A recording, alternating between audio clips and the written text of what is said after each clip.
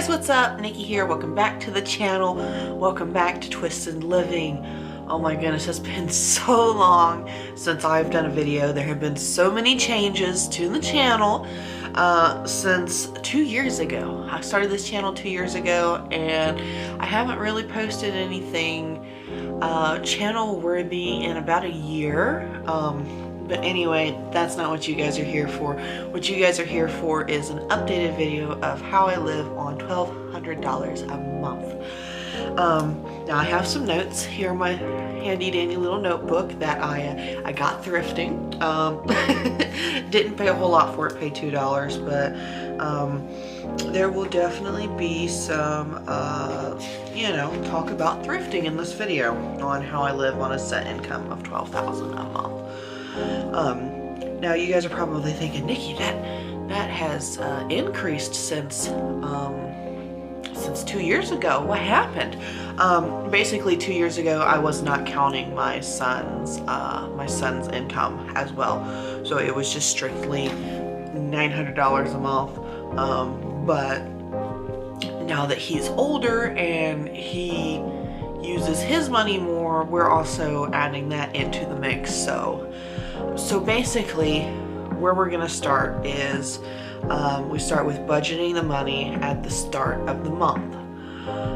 And how I do that is I just get on my phone and I will add up, you know, all my bills on my calculator, give a subtotal of that, and then I will subtract that from my total income that I will get for the month. Now a lot of times there is extra left over because of the way that I live, and it's nice, it's really nice. So the first thing that I always do, like I said, is I budget at the beginning of the month. So I'll do it on my phone, and then after I'm done doing it on my phone, I'll get a piece of paper and I will you know, add everything up, and I'll put, you know, maybe rent, which my rent is super low, but we'll get to that as to why it's super low.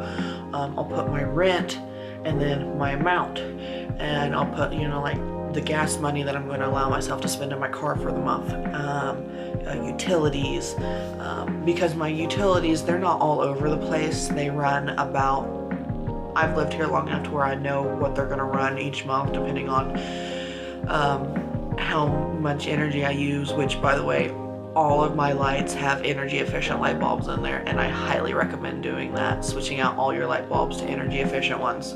It'll save you a lot of money in the long run, most definitely.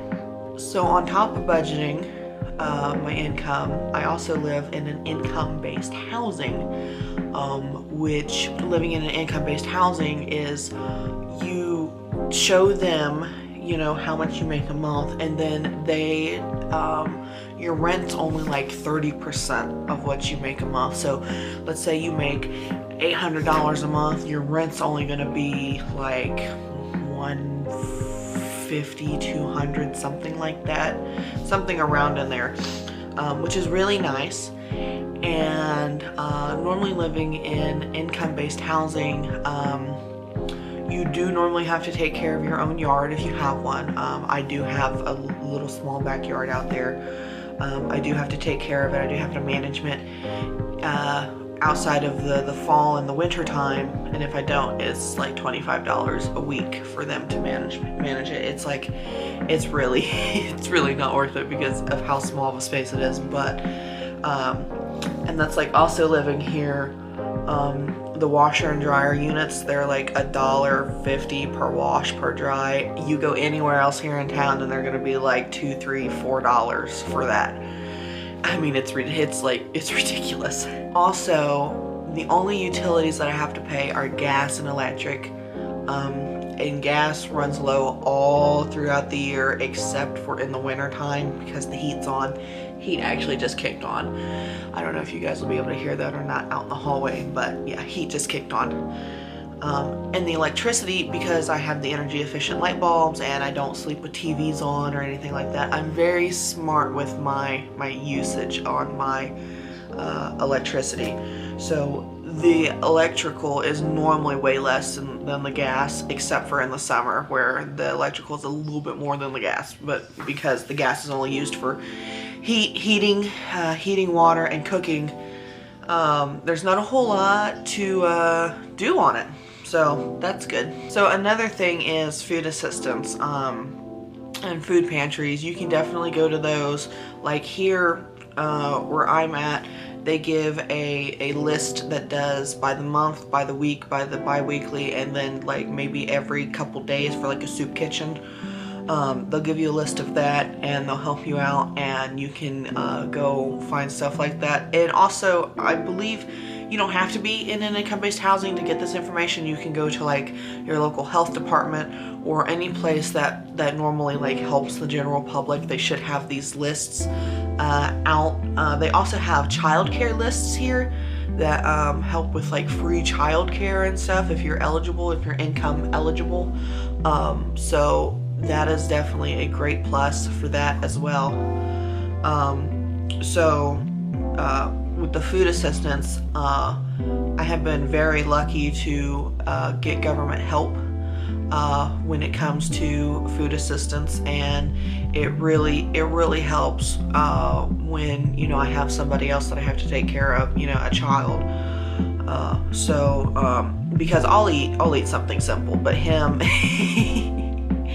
he's very picky, so definitely having food assistance helps with that.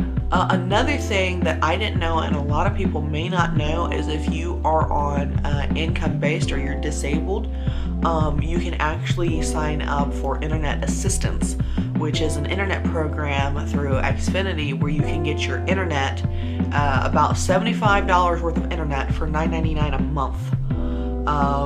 And it is great. It's fantastic. I love it. So definitely check into that at your current area if you can. Also, if you currently have internet, you can't instantly like jump onto it.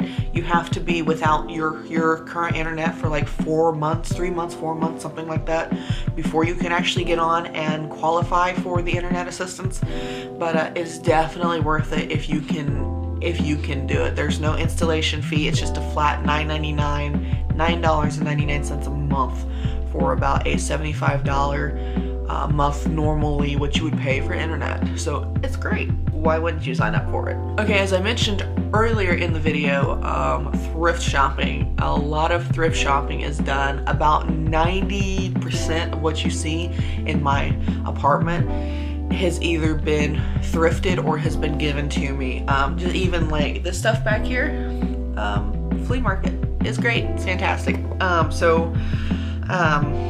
I tend to thrift first before I go to like Walmart or, you know, somewhere else, because I'd have to say about 70% of the time I can find something that I was looking for at the thrift store. It may not be the exact same thing, but like for example, I'm currently organizing my kitchen, and I found a cereal Tupperware where, you know, you pour the cereal in. It's in a see-through container with a lid, and you just pop open the lid and close the lid.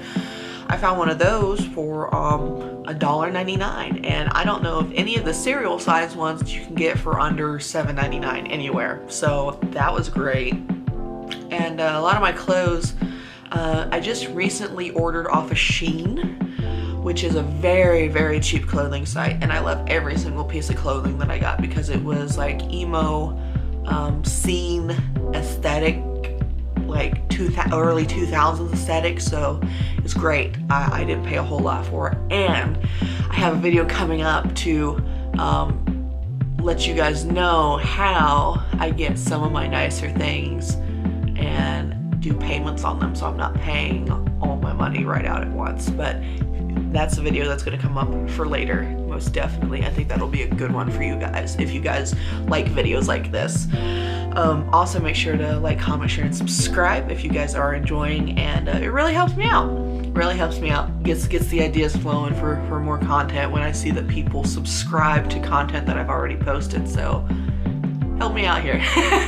Another thing is buying in bulk. I buy several things in bulk, like my toilet paper, or my paper towels, or, you know, anything that is going to be used a lot. You know, like I buy a lot of laundry soap at once. I buy a lot of, like I said, paper towels and toilet paper at once, because if you guys notice, it's actually cheaper in the long run to buy a lot at once, as long as you have room to have it there. It's a lot cheaper to buy a lot at once, and like, I don't have to buy toilet paper for the next like 5, 6, 7 months now, because I went out and spent $20 on toilet paper, and that saves me for months and months and months at a time. So it's great. Try to buy in bulk. You'll save some money there, whether it's with food or you know, usable goods, whatever. Just give it a try if you can. And that's really all I have for this video. I will say before we go that I will be doing a Q&A video very soon. If you guys want to leave your comments in the comment section down below about how to live on a set income, I will try to answer them the best that I can on both this video and the first video that I did 2 years ago. I will be taking comments from both videos. So just leave me any questions, comments, concerns you guys, you know, might have the chance of getting answered in a Q&A video that will be coming up later in the month on the channel. But for now, thank you guys so much for watching. Like I said, like, comment, share, and subscribe if you enjoyed the video. And I hope you did, and I hope you guys will continue to watch my new series that's coming out here on the channel, which is going to be called Living on a Budget, and it's going to be very fun, very creative, and I hope you guys are going to super duper enjoy it. So anyway, thank you guys so much for watching, and I will see you guys in the next video. Bye!